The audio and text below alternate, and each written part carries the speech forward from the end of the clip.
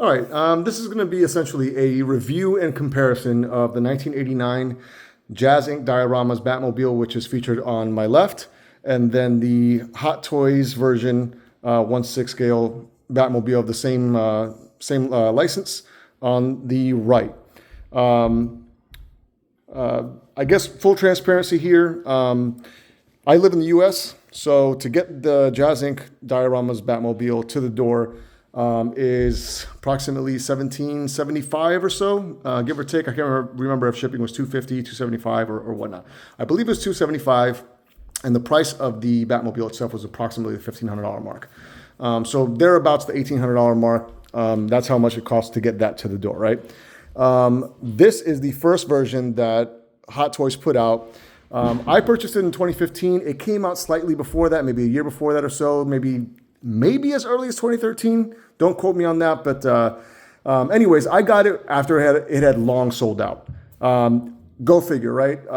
I'm 41 years old. A lot of us collectors that are into the 89 license, many of us were exposed to Batman for the first time, through Tim Burton's vision, Michael Keaton playing Batman.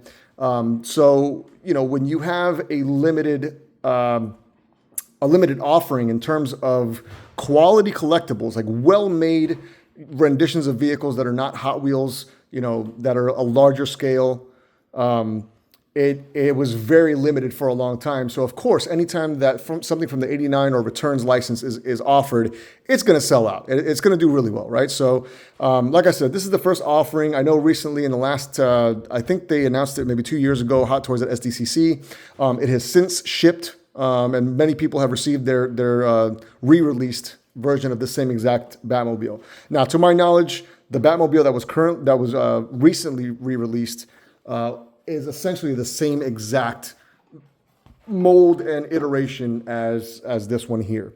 I already told you the price of the Jazzinc one. This Hot Toys one, I think originally retailed for approximately the $600 mark. I was fortunate enough to get it because I thought I was never going to be able to afford that Batmobile. I had just started the 1/6. I had just gotten into the Dark Knight line and from Hot Toys. And at the time on eBay, this vehicle was selling for upwards of like $1,200 to $1,800, sometimes even $2,000 if it was like sealed tight in the shipper. That's how expensive that one was. BBTS at the time, if you're not familiar with BBTS, BBTS is the short way of saying Big Bad Toy Store.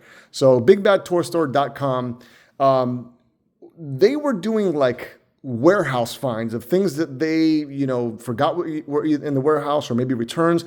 I don't know, what the science was behind, but they started doing these damaged lots.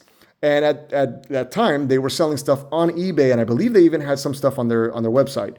I got this Batmobile shipped to my door for a little under $450. The asking price for the purchase price was $399, and then it was just a little bit for shipping. It wasn't very expensive at all. Then again, that was 2015, so approximately almost 10 years ago, right? I will be speaking positively and negatively about both of them. I'm not going to be doing so in a way that's disrespectful. The reality is that I feel fortunate enough as a collector of this license, as an adult collector, that any company would even touch these licenses at the scale and in the quality that they're executing these things, right? We're sometimes, these forums and YouTube videos, there's a lot of hate sometimes, and there's a lot of opinionated people, and I understand. I think every opinion is valid, right? But the reality is we're coming from an age, we've got the disposable income, thank God, to be able to purchase these types of things, right? Let's not forget, dude, that we are coming from an age where, the reason why I have the nostalgia to be able to spend and justify the money on this line is the nostalgia bone. When this movie came out and shortly after, we all remember the Kenner and Toy Biz figures, the different variations of the vehicles and stuff. And that was the time that I used to spend with my father. My dad would get back home from work. That he worked in Orlando, Florida, and we lived in Deltona. which was, a good 45 to 55 minutes away. And he'd get home, and sometimes I'd be like, Dad, I really want to go to Toys R Us, and I'd be a pain in his side. And he would drive halfway back out to Orlando to take me to the Toys R Us in Altamont. And at that time, there was another store called Service Merchandise, and it's a very tender memory that I have of going around with my dad. That's my youngest son. So I'm indoctrinating them into the love of Batman. My son Julian here absolutely loves turning on these Batmobiles and seeing them. He loves the mechanics. He loves the engineering. He's asked me multiple questions of how did they get this to work and how did they do this. And he's very inquisitive, so he's enthusiastic about this stuff. But yeah, so as an adult collector, I am going to say, unbiased things. These are just observations and they're true facts, right? You can't make up what it is that I'm going to be showing and what I'm going to be denoting on these. Yeah, puppy. Like after when you're done with the Batmobile video, can I take a video from something? Okay. Okay. Yeah, you can do a video. And use your phone. Okay, puppy, do. So yeah, I'm going to be saying, pointing out things that I'm satisfied with and that I'm unsatisfied with.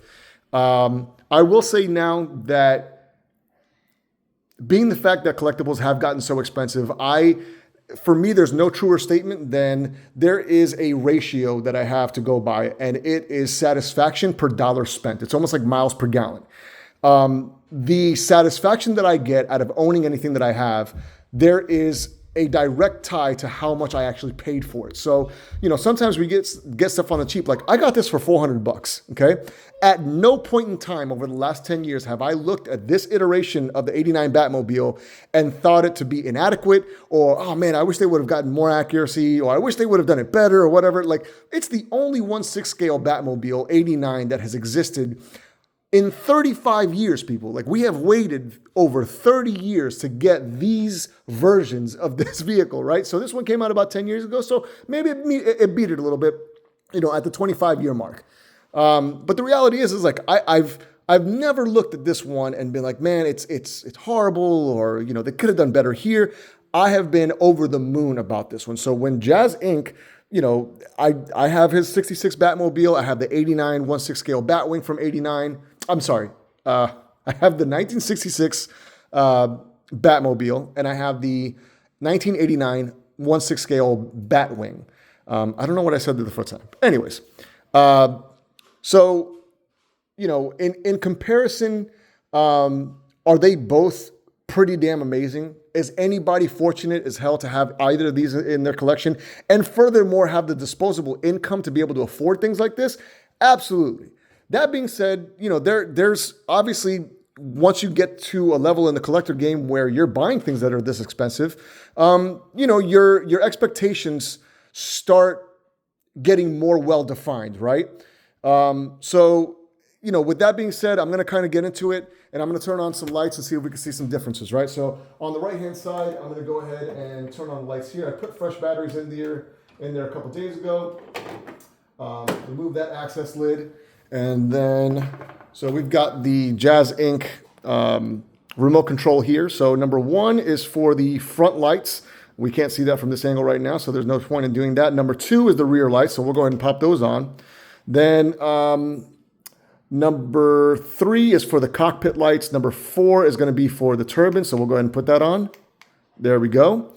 And then we're not ready for number six. Number six is going to be the exhaust. So there is a little mechanism inside of that turbine in the Jazzinc one that acts the same way as some of those essential oil candle diffusers, where you could just put water into it and it diffuses and it shoots out a jet of stream or a stream of atomized water, which to the human eye appears to be like smoke, right?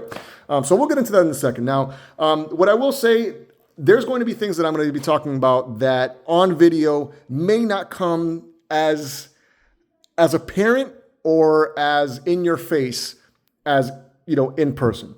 What I will say off the bat, the The accuracy of the rear of the Jazzinc in terms of the turbine shielding, the exhaust turbine, the thrusters, and the rear lights. The overall profile is much more accurate on the Jazzinc than it is on the Hot Toys, okay?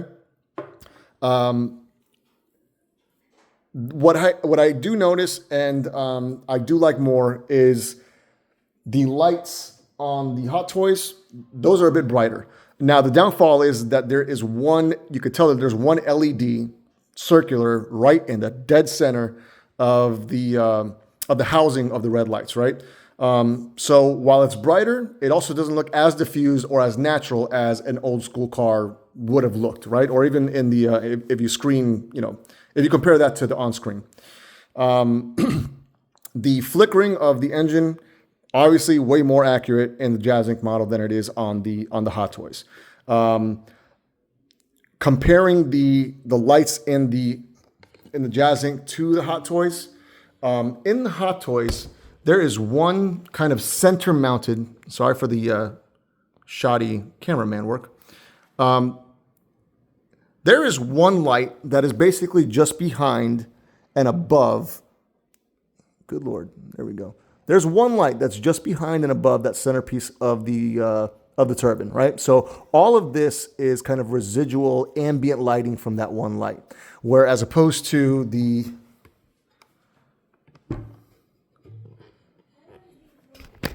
Jazzinc, there's individual lights on each. Let me get a better angle. Yeah. There are individual lights behind each port of that engine exhaust, okay?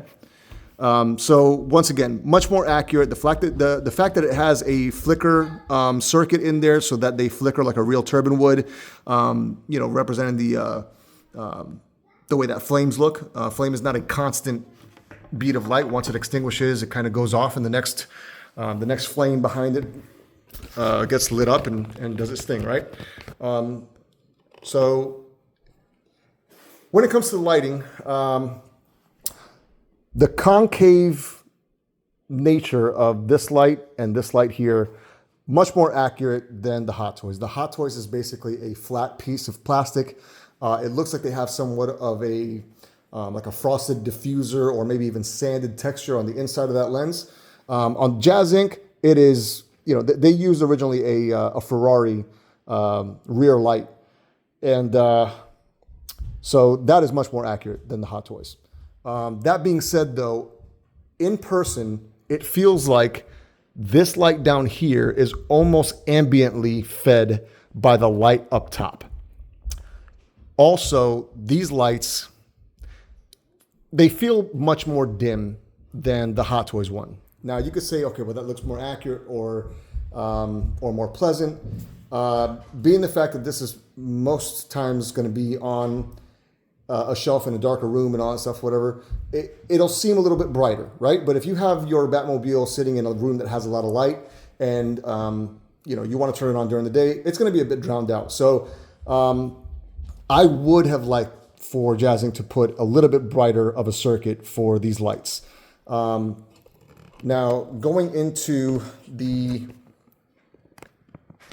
there we go.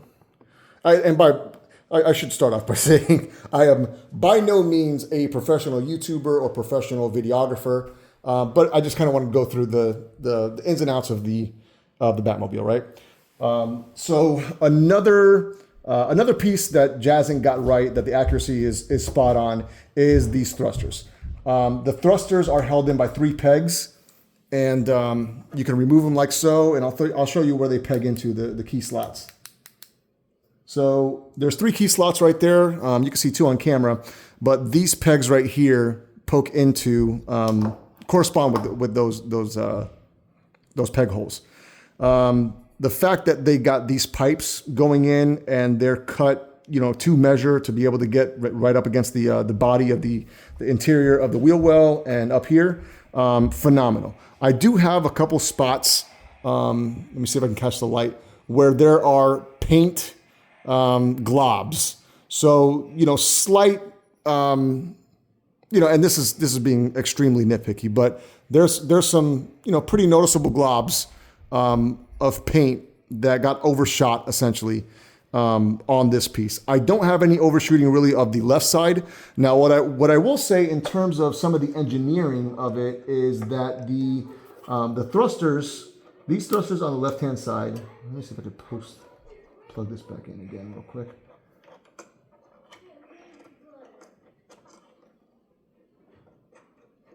It's always when you do stuff on camera that you have, that you have an issue doing stuff. All right, so I don't want that. There you go. So as you can see, when I press this one in, that stays pretty well fitted. It doesn't really rattle or anything. If you notice on the left-hand side, I have pushed this in as firmly as this one, and it just still has this very looseness about it. And the more that you wiggle it, it actually starts to kind of rotate left to right and start to come out. So I don't know if it's maybe a misalignment of these pegs with the holes, or maybe one of those holes might be a little bit too wide.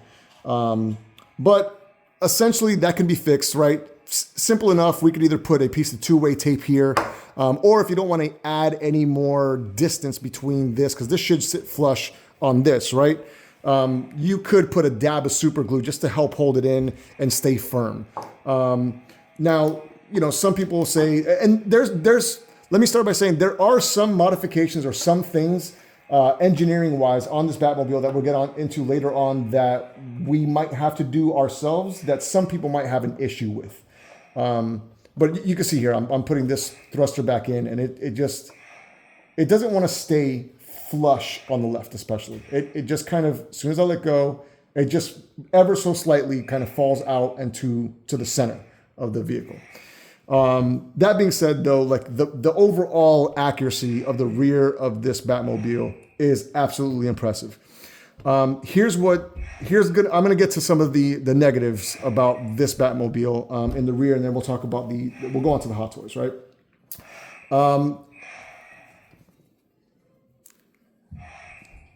Initially, there were some fitment issues when it comes to the machine gun access lids, or those covers, and this cover right here for the exhaust. I will say that now that it's been a few days, it's sat in here, and perhaps with it getting used to the temperature and sitting in there flush and pushed in, I don't have any problems. Before, there was a little bit of rocking at the top because it wasn't sitting in correctly, and I was unhappy about that. But like I said, with it sitting in there for days, perhaps in transit, in shipping, it was on a hot ship going over the Atlantic, or wherever. I don't know if it went to the Panama Canal or straight to California. I don't know how it got here, but it was over warm water, assumably, right? So there might have been temperature changes. But anyways, to report, had I done this review the first day, I would have been saying how unsatisfied I was with the fitment of this back panel.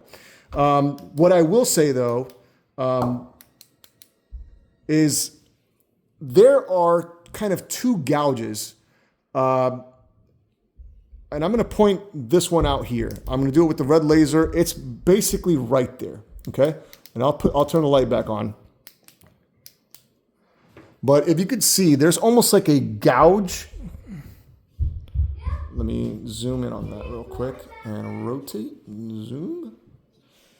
If I take this off, you can see there's like this, I don't know if it's the tooling of the mold, but I've got kind of this notch that is, yeah, there you go.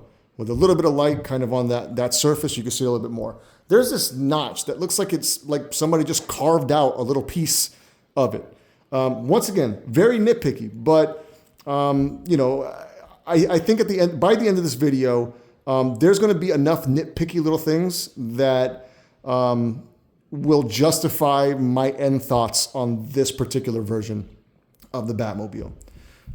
So looking at the left-hand side, not only is there a notch there is slightly less of a notch on this side. So let me rotate this a little bit. This one has just ever so slightly a notch that's barely picking up on camera. But if you can see, basically there's kind of a notch right here where it meets, and perhaps if I put this back on,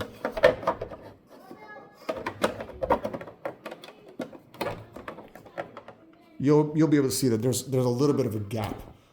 If you see that body line, if you see that body line right there where the laser kind of gets lost, right, like it's flat, and then it starts dipping in, that area right there has a little bit of a notch. It is not nearly as pronounced as that notch right there, which from this angle you could see really well.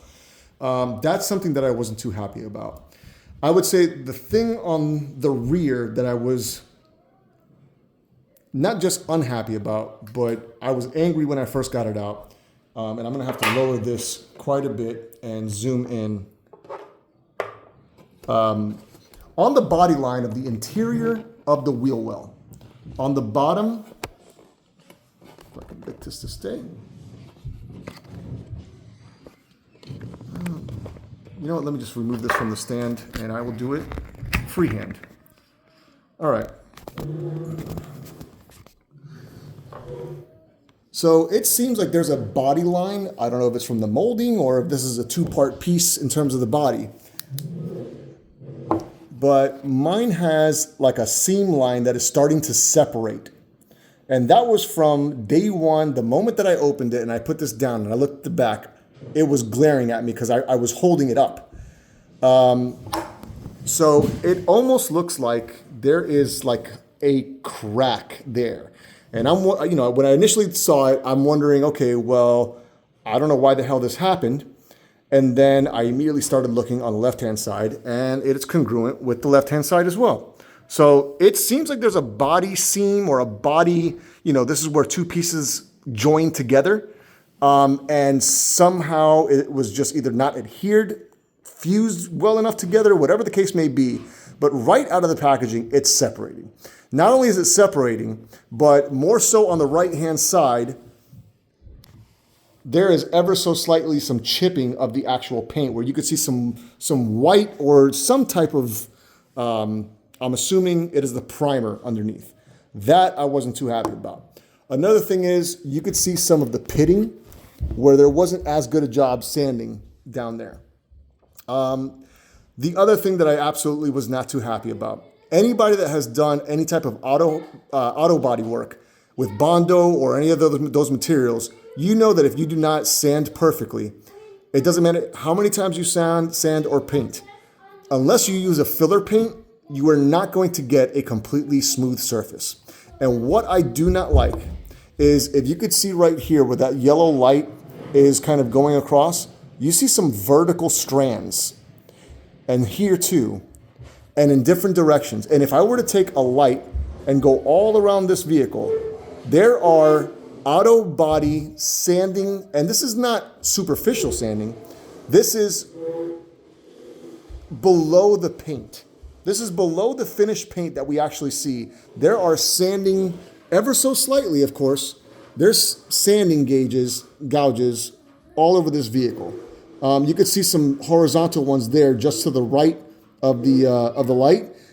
When I tell you that this whole Batmobile has lines very similar to that, and it's so difficult to pick up, but you could see some of it right there. Like that line right there, there is a cluster of sanding lines. And that light is helping pick it up, but the reality is, to a keen eye, and I feel like you don't have to be, have that keen of an eye. There is superficial, or not superficial, but there are underlying deeper sanding gouges that, the overlaying paint just does not fill in. If you're not using a thicker paint or so many coats of paint and thick while you spray it, that it does not fill in those lines and then dry cohesively, you're gonna be able to see the sanding marks underneath the paint job. And I will say, I could try to waste time capturing all over. If I happen to catch it on any of the rest of the video, I will point it out. But there's multiple of those types of sanding lines that are below the surface of of the paint. I think that's pretty much what it is that I have for the back. Initially, this line or this panel didn't sit flush. It rocked a little bit up here. Ever since I left it in, like I said, it fits perfect, So I use this compartment to house the things that I need to be able to put the water in here. So I've already filled this up with water. I leave the syringe, which Jazzinc was kind enough to include. So this little syringe, which is 5 milliliters, if you're not going to use it for a long time, I would suggest only putting like maybe 2 milliliters. It lasts for quite some time. I ran through its paces. Every time that you press button number 6 on the remote control, that activates this diffuser, which is the faux exhaust that we get, right? Each time that you press it, it lasts for 30 seconds. So let me go ahead and remove this and press number 6 on our remote, and you'll see how cool it is. So this feature, I know a lot of people aren't going to use it, or some people don't care. Some people display theirs sideways. Some people display theirs facing out. And say again?